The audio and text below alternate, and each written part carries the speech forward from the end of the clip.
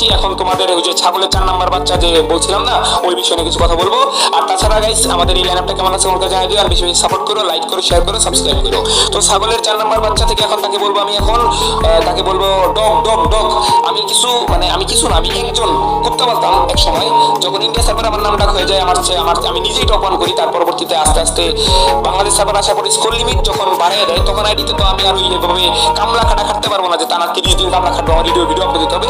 তখন আর কি আমি খাটাখাটির জন্য আমি একটা কুত্তা ভাড়া করি আমার আইডিতে, এবং সেই কুত্তাকে আমি 5,000 টাকার হাড্ডি খাওয়াই। এক পর্যায়ে তাকে 7,000 টাকার হাড্ডি অফার করা হয়, এবং তারপরে সে আমার সাথে ডিল ছিল পুরো মোটামুটি 5 সিজনের 10 মাস। তো সে 3 না 4 সিজন খেলে, মানে 6 না 8 মাস খেলে, আমার হাড্ডি খায় 7,000 টাকার। এমন না যে ওই টাইমে তাকে অন্যজন 20-30 হাজার টাকার হাড্ডি অফার করতেছিল, এমন না। তো 3-4 সিজন খেলার পরে যখন তার নাম ডাক হয়ে যায়, পরিচিতি পাওয়া যায়, এমন না যে আইডি সে একা খেলতো, আইডিতে সে 10 ঘন্টা হাড্ডি খেলতো, এবং বাকি টাইম আমি খেলতাম আর কি। আমি খেলতাম, আমার ভাই ব্রাদার ছিল, সব মিলে চলতো। এবং তার পরবর্তীতে হুট করে তাকে অফার করা হয় 30,000 না 40,000 টাকার হাড্ডির অফার। তো তার পরবর্তীতে সে ওখানে হাড্ডি খেতে চলে যায়। আমি আর কিছু মনে করি না, যেহেতু তার ফ্যামিলি কন্ডিশন সম্পর্কে জানি, পার্সোনাল বিষয় নিয়ে আমি জানি, তো যার কারণে আমি তাকে বলি আচ্ছা ভাই খেলো, তোমার পার্সোনাল ক্যারিয়ার আছে। আমি আর কিছু ইন্টারফেয়ার করি না, আমি আমার মতো খুশি টুকটাক অফ করে দিই। কারণ আমার আইডিতে তো ওইরকম আমার যে ভাই ব্রাদার ছিল, ব্যাকআপ প্লেয়ার ছিল, তারা তো ওইরকম এতটা টাইম দিতে পারছিল না। তো যার কারণে আমি এতটা প্যারা নিই না, আমি টুকটাক 6-7 দিন বুঝতে বন্ধ করে দিই।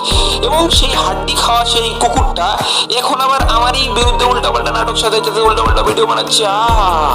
কত সত্যবাদী, কত কিছু, কিন্তু সারা জীবন কার হাড্ডি খেয়ে গেল এমন না যে তার সাথে আমার কোনো গ্যাঞ্জাম। হুট করে যখন আমার সাথে একজন আমার পার্সোনাল লোক পোল্টি মারছে, তার কাছে যায় আর নাটক মানে ওরে বাবারে হাড্ডি খোর।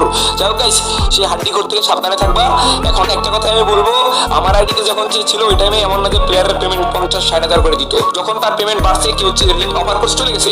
প্রান্ত দাদাকে কিন্তু পেমেন্ট বাড়ার পরে দাদাকে অনেক অফার করছে, দাদা কিন্তু যায় নাই, কারণ দাদা ওইরকম লোকই ছিল। তো এখন হাড্ডি খোর আর দাদার মধ্যে পার্থক্য তো বুঝেই গেলা। যাই হোক, ওই বিষয়ে আর কথা বলবো না। তো ভাই আপনি হাড্ডি খেতে থাকেন, ভালো থাকেন, সুস্থ থাকেন, গুড নাইট।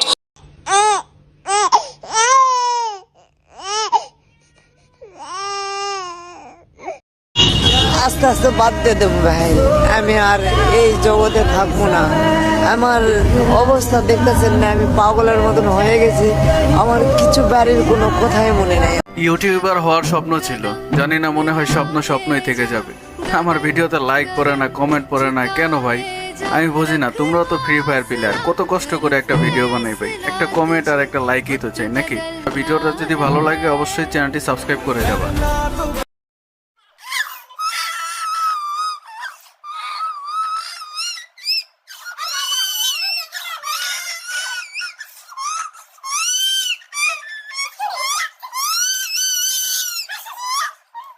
গতকালকে রাত্রেবেলা আমাদের এই গাড়িটা মার খাইছে। হেল্পারের অবস্থা অতিরিক্ত খারাপ, সবাই হেল্পারের জন্য দোয়া করবেন। আর সকল ড্রাইভারদেরকে বলতেছি ভাই একটু সাবধানে গাড়ি চালাবেন।